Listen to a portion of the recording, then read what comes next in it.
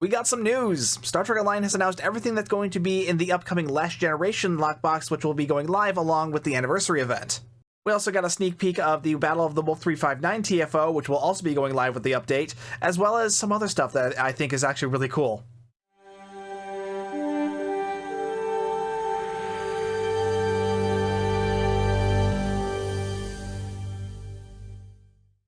Okay, first off, we're going to cover the new lockbox. We already know that the Duderstadt is going to be the ship in this lockbox. We still don't have stats for it, though, which is annoying because I've been waiting on those to be released before doing a video on it because they were wrong in 10 Forward Weekly, so that's frustrating. So I guess those will just be out tomorrow when the update goes live. Yeah, here it is. Yeah, this just confirmed Duderstadt, Miracle Worker, Science Spearhead, which, yeah, that buff seating that we saw in 10 Forward Weekly, definitely wrong because that had a Commander Tactical seat on it, and then Kale did later confirmed on Twitter that, yeah, that buff seating, totally wrong. It should have a Commander level Science seat. But while we don't have ship stats, we do have everything else in here. First off, a console that's going to be releasing with the new lockbox. We already got a little preview of this. We got to see the tooltip in 10 Forward Weekly. This is the Anthem Prime Fleet Museum beacon, and I went over this when it was shown off there. Basically, it's a beacon, but it's also a console, so it's not like your typical beacon device where it just kind of sits into your devices. Actually, some of them work while they're just sitting in your inventory. But you click it, and you'll get a random hero ship to show up from the Fleet Museum that will fight alongside you for 60 seconds. This can be USS Voyager, Defiant, the Enterprise A, the Enterprise D, Stargazer, Saratoga, or Lexington.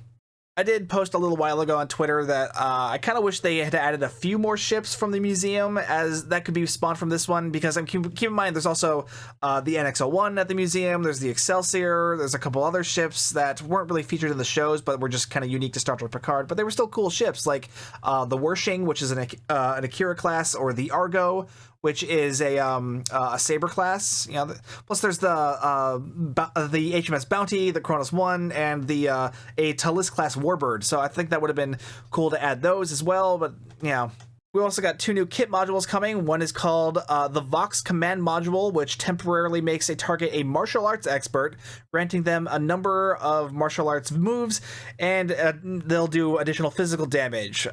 When used on a foe, it will confuse them, causing them to turn on their allies. So it's kind of a confused kind of thing. Basically it'll make your enemies punch your other enemies, which is kind of amusing, but the fact that it only works on one target is, I don't know, kind of underwhelming. It'll depend on how much physical damage that'll do, but ultimately, honestly, the other big thing is, will it also register that enemy as an ally when it's been turned? Because otherwise, you're just going to end up accidentally shooting him if you're using any sort of AoE weapon or kit module. The other kit module we're getting is called the Transporter Filter, which is a Starfleet transporter technique developed to purge our young officers of the Borg infection, which that's from season 3 of Picard. In 2401, this will cleanse the target of all debuffs, control effects, and damage over time effects. It will also deal a great deal of health. So it's going to be a nice health, as well as removing a bunch of other negative effects on you. If you're wanting a nice general heal on you, I guess this will be a good option. But I don't know. I'm more interested in offensive capability stuff. Now, I'm not totally sure what this graphic is. It might be the animation for one of these training manuals. I mean, it's definitely not the first one, because the first one is the tractor beam vault, which, again, we saw a preview of during 10 Forward Weekly, at least the tooltip of it. It's literally what it says is just your tractor beam will throw an asteroid at your enemy, and it'll deal kinetic damage and ignore shields, which we'll see how powerful it is. I mean, I imagine it could be useful on a torpedo build, because that's already dealing kinetic damage, so you're going to be buffing kinetic damage, so that's even more kinetic damage. It could be interesting if you've got a ship with an abundance of tactical seating.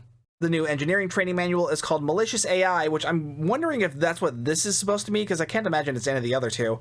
Your engineer will program a malicious AI and launch it into your enemy ship, creating a variety of I'm guessing that meant ship-wide anomalies, not ship-wife anomalies, but at the same time, why can't we have ship-wife? Huh?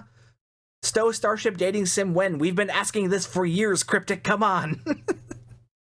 Anyway, it'll create a bunch of ship-wide anomalies, disabling the ship and damaging its systems. The malicious AI will deal kinetic damage, plasma damage, and radiation damage to the target and disable enemy movement.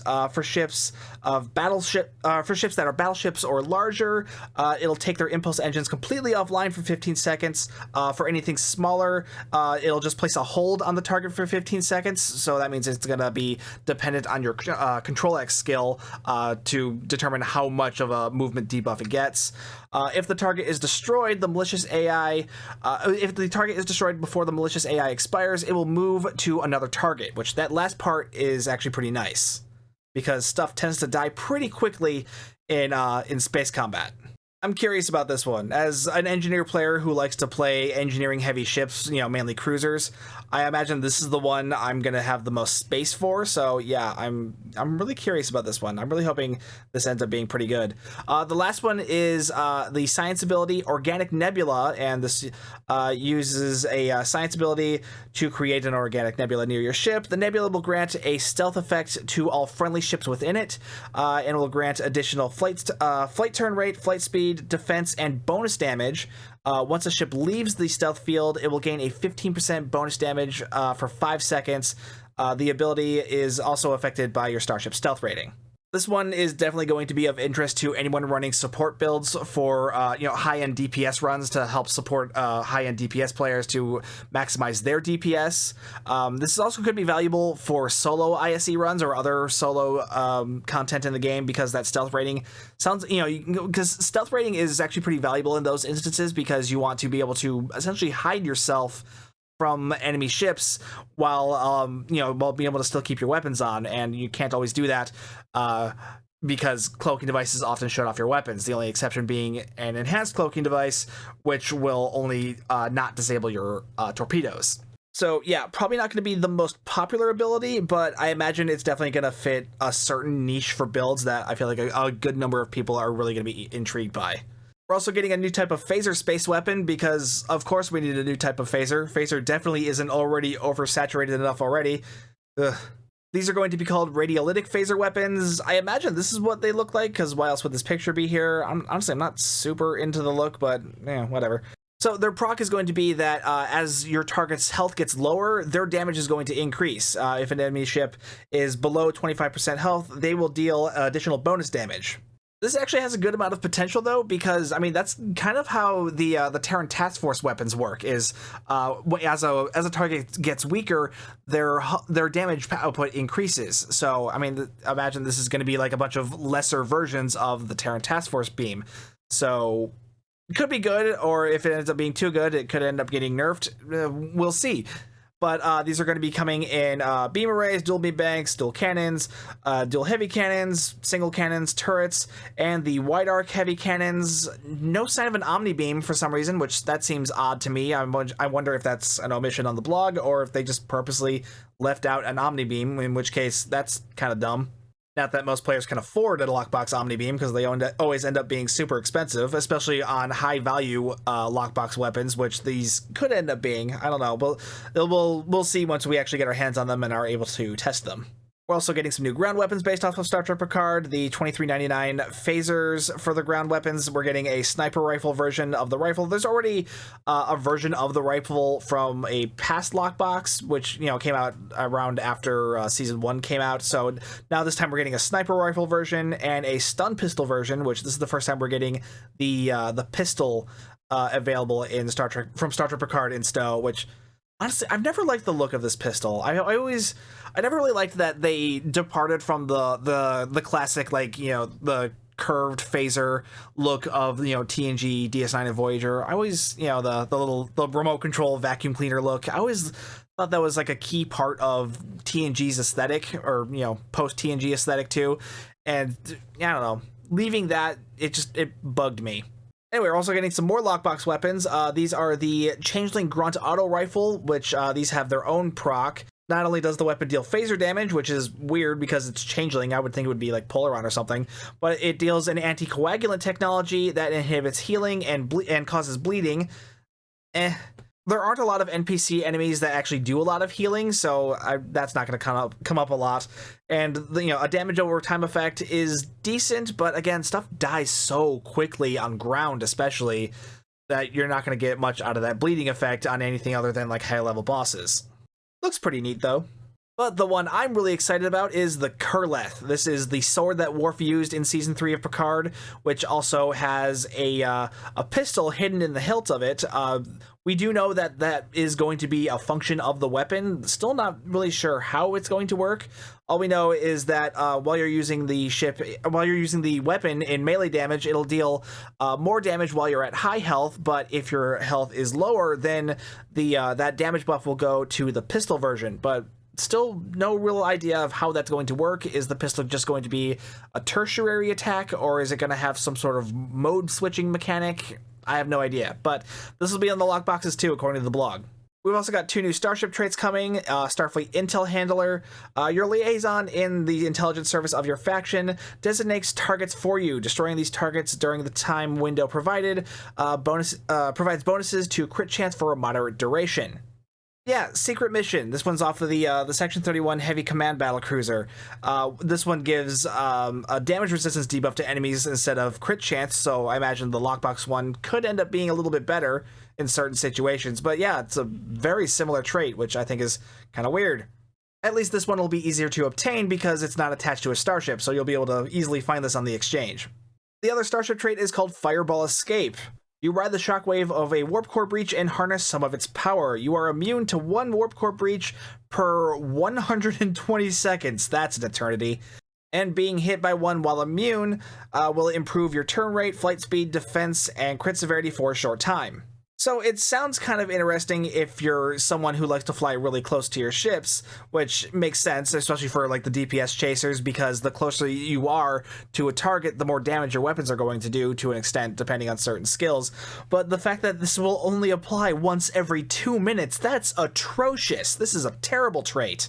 We're also getting a new Vanity Shield, the Shrike Vanity Shield. This will have a chance to pop from the lockboxes. Like, the Shrike Vanity Shield, clearly it is based off of the hull material used on the Shrike, so that makes sense. If you like it, that's neat. If you don't, that's neat too. That's kind of the nature of Vanity Shields. If you like them, if you like them. If you don't, whatever. It doesn't really matter. It's all cosmetic. And speaking of cosmetic, we've got one more thing, and we already saw this because we got to see this previewed in 10.4 Weekly as well. And yeah, I was right, low buy store. That's where these are actually going. They're not going to drop from the lockbox, which makes sense. I don't think they've ever released a costume piece from the lockboxes right up. They've always gone into either the low buy store, or they've just been free giveaways, or they used to put them in the C store. They haven't in years, but I saw a lot of people complaining about that. It's because, well, why don't they put it in the C store? Because they don't make money from the C store. That's why. That's why this goes into the low buy store. The upside is that while this is going to be a low buy store exclusive, that also means it should be unbound when you pick it up. So this should be also sellable on the exchange. Now, this next part of the video, I'm going to be talking about stuff that was previewed for the upcoming Wolf 359 TFO, as well as some other stuff coming to Star Trek Online, and it could get a bit spoilery, and I don't know how spoilery it is, like for the new episode. I don't know if it's going to be dealing with anything from the new episode or just the 2 TFO, but if you are concerned about spoilers, then I would just bail on this video right now and go watch something else. So, see yourself out. I will wait a minute for you to hit that X. Everyone out? You good? I didn't hear a no, so I'm going to assume that's a yes. Okay, so we got some previews on what's coming for the Wolf 359 TFO. A lot of it's kind of what you would expect from these historical reenactment TFOs, because, like, the outcome is already determined. We already know Starfleet lost, so that's not really going to change. But if you're familiar with the Battle of Wolf 359 and what happened there, and if you're familiar with the Battle of Binary Stars, you probably have an idea of how this is going to work. But yeah, it's basically just, you're going to be flying at a bunch of TNG-era ships, and you're going to be attacking a Borg cube. That's kind of how it's going to be. I'm very eager to try this out. I can't wait to see how it's going to play. It just looks really fun, and it's a really fun concept. They do say that the TFO itself will include audio from characters like Admiral Hansen and Locutus. This is neither of the actors are reprising the characters for the Star Trek Online, so it's not going to be any new audio. It's just going to be archived stuff taken right from the episode.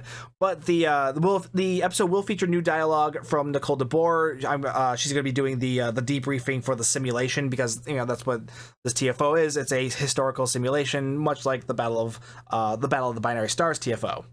Now, this here says the battle is going to take place to 20 to 30 minutes, which is rather long for a TFO, but I mean, we'll see how much we can shave off that once the DPS chasers get into there. So there's really not much else to say about the TFO itself, but we do get some information on something else that's coming to Star Trek Online that I thought was very interesting. The Wolf 359 Memorial Station.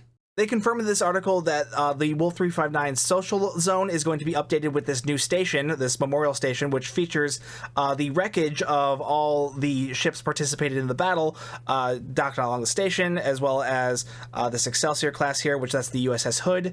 And if any of this sounds familiar, that's because this isn't technically original Stowe lore. This lore is actually taken from another fan project called the Wolf 359 Project. This is a fan-written book that is meant to be a detailed oral history of what happened at the Battle of Wolf 359, as well as some of the fallout from it. And yeah, they introduced lore like the Wolf 359 station, as well as go into a bunch of detail about ships that may have been present at the battle, as according to their fiction, the ships that were present at the battle. And actually, if you look at the screenshot and you see some of the ships in here, like we've got a Giorgio class over here, we've got an Akira class over here, we've got a Parliament class over here. All of these are ships that were talked about in the Wolf 359 project book, so they're clearly abiding by that lore. And this is a ship. This is a station that they designed for the lore too. So yeah, this is clearly Star Trek Online working with the writer of the Wolf 359 project, which honestly, that's a really cool thing to see. I love it when Stowe can, just kind of collaborate with other creators like that, and culminate in stuff like this, because this looks so cool, and I'm gonna go crazy with demo record screenshots when this goes live. Like I said earlier about possible spoilers, this is going to be just the updated social zone. This is what the Wolf 359 social zone is going to look like now. I have no idea if this is going to be part of the episode or not, or maybe it's going to be part of the TFO. I don't know. We'll see when it goes live. An interesting thing about this picture is that there are some ships in here that aren't currently playable ships in Star Trek Online. Like, there are ships that clearly are already playable, like Excelsior. There's the Ambassador class. There's the Centaur class, but that's a Niagara class. And if you go back to that previous screenshot, there's that Niagara. Those are Springfield class ships. That's a Challenger class. And if you look at this one over here, I'm pretty sure that's a Freedom class. At least I'm pretty sure it was called the Freedom. The one with the single nacelle. Oh, and this Nebula class over here, that version's not a playable ship either, because that's the version of the Nebula. That's the Melbourne version, the one with the tiny little nacelles instead of a mission pod. So these could be hints as to what might be in the upcoming anniversary bundle. Who knows?